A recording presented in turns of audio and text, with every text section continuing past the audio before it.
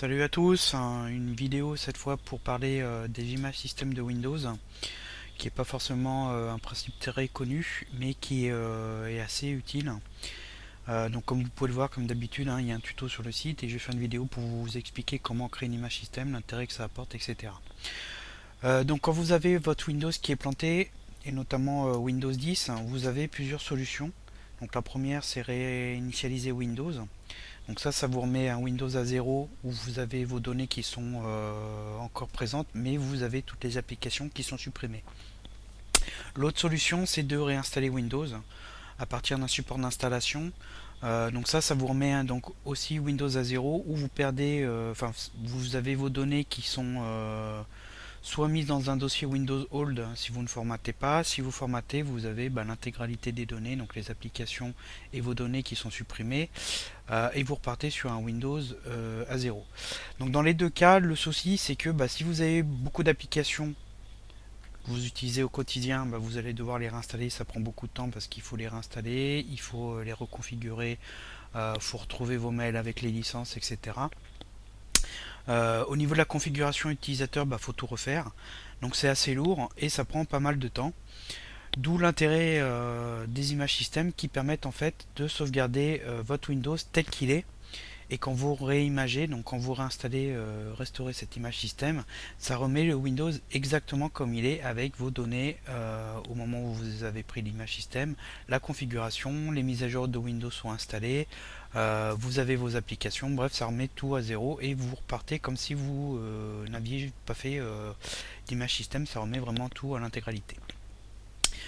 Donc, comme d'hab, on va partir sur un Windows 10 et je vais vous montrer comment créer cette image système. Donc pour pouvoir créer une image système qui prend pas mal de place, il faut soit un disque dur externe, soit une clé USB à forte capacité.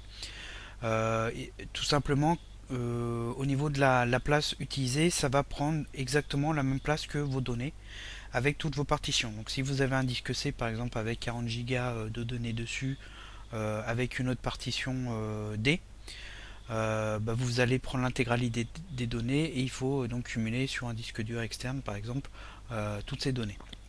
Sachant que vous pouvez prendre que le disque C si vous ne voulez prendre que le disque C au moment où vous créez cette image système. Donc pour ça on va dans les paramètres de Windows et dans mise à jour et sécurité et vous avez ici sauvegarde où vous pouvez accéder ici aux outils de sauvegarde et de restauration de Windows 7 puisque cette fonctionnalité d'image système est disponible depuis Windows 7 et fonctionne sur le 8 et le 10.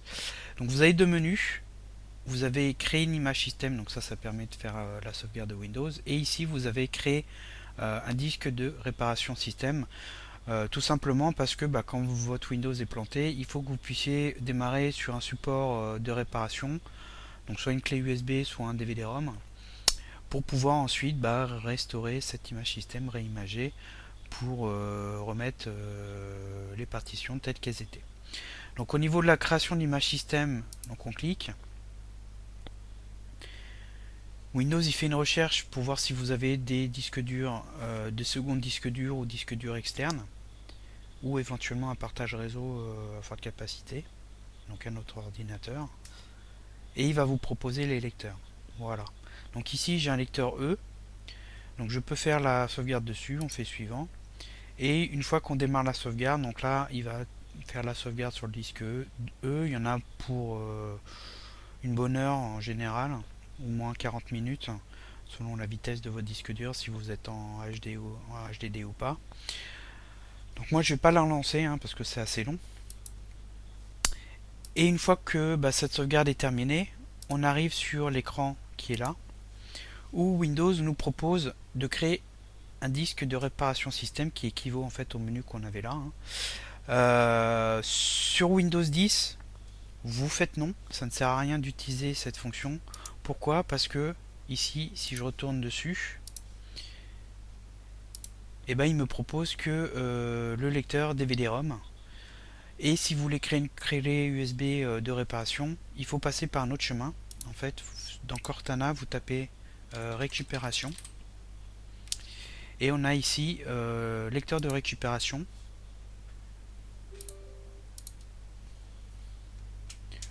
où on arrive sur une autre fonction où on peut créer cette fois-ci une clé USB de réparation.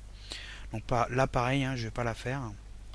Il suffit de mettre la clé USB dans le lecteur, faire suivant, vous sélectionnez la lettre de votre lecteur USB. Et on a donc ensuite une clé de réparation qui permet de démarrer l'ordinateur dessus pour arriver aux options de réparation. On a la même chose en fait que quand vous allez sur le menu qui est là. Voilà, donc dans les mises à jour sécurité, vous avez récupération et vous avez le démarrage avancé. Et donc vous avez l'invite de commande, vous pouvez faire une réinitialisation de Windows, etc. etc.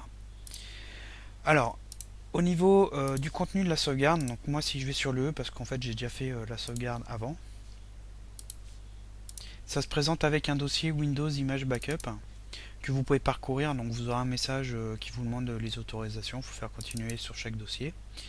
Et on arrive ici sur un backup avec la date et des fichiers. Donc ici, comme vous pouvez le voir, qui fait 34 Go, hein, soit la totalité des données que j'ai sur mon disque C. En fait, chaque fichier ici est un disque virtuel. Donc c'est une extension VHDX, donc VHD pour Virtual Hard Drive. Et on a un disque virtuel pour chaque partition, et les fichiers XML ici, c'est les fichiers de configuration de la restauration. Alors pour info, ces fichiers peuvent être ouverts si jamais vous voulez accéder à votre image système et à pouvoir restaurer certains fichiers sans rejouer l'intégralité de la restauration. Donc pour ça, vous allez dans la gestion des disques.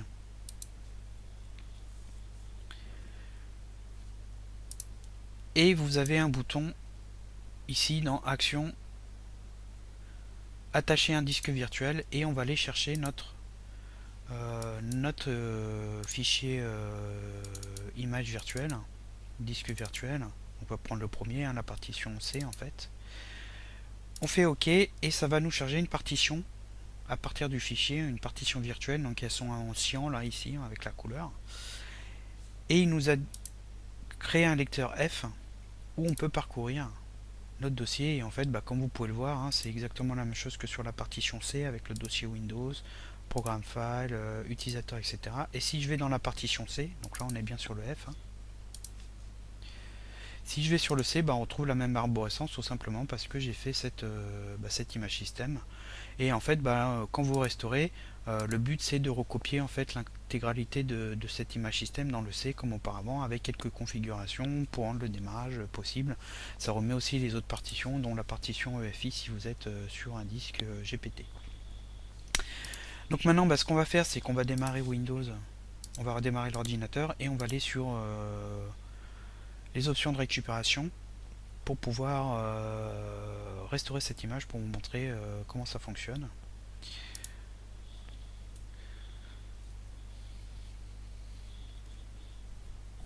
Donc ça c'est dans le cas bien sûr où vous avez planté votre Windows, où il y a un problème, où vous avez fait une mauvaise manip et vous voulez revenir en arrière sur un Windows fonctionnel. Donc là je vais forcer avec un reset le démarrage, histoire d'aller plus vite.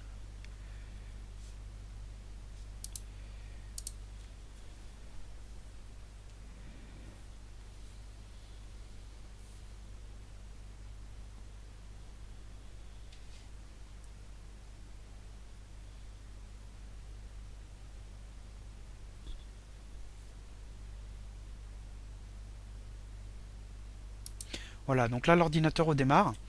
Et en fait, donc vous avez votre clé USB dans le lecteur ou votre DVD-ROM, et le but c'est d'appuyer sur une touche qui diffère selon le constructeur pour indiquer qu'on veut démarrer sur la clé USB ou le DVD-ROM. Donc cette touche, ça peut être échappe, F1, F2. On arrive en fait sur un menu de démarrage, et moi je vais indiquer que je veux démarrer sur le lecteur CD-ROM. J'appuie sur une touche sur le message pour démarrer sur... En fait ici c'est un support d'installation. Donc c'est un support qui permet de réinstaller Windows, et on y trouve aussi les options de récupération dessus.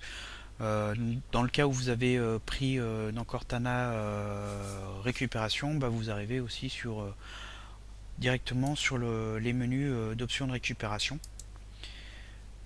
comme ceci. Et dedans vous avez des panaches et vous avez l'option ici récupérer l'image système. Donc avant, moi ce que je vais faire, c'est que je vais péter le Windows en formatant la partition C à partir d'un invite de commande, comme ceci. Donc là il me demande un nom de volume et je formate la partition C qui est donc vide, et donc j'ai plus mon dossier Windows. Et on va redémarrer l'ordinateur et on va voir que Windows va entrer en réparation automatique, puisque j'ai plus rien sur le C, et cette réparation automatique ne va pas pouvoir aboutir puisque j'ai complètement supprimé le contenu de la partition C. En fait, ici, vous avez la possibilité de démarrer sur la réparation automatique, tout simplement parce que la partition EFI, elle est encore, la partition de démarrage est encore présente, et la partition de récupération, qui fait 450 MO, est encore là, et donc on peut démarrer sur cette réparation, mais qui ne va pas aller au bout, puisque j'ai plus rien sur le C, il va être un peu perdu. Et il devrait normalement me proposer de démarrer sur les options de récupération à partir de la partition de récupération. Voilà, il me fait une erreur, il dit qu'ils peuvent aller au bout.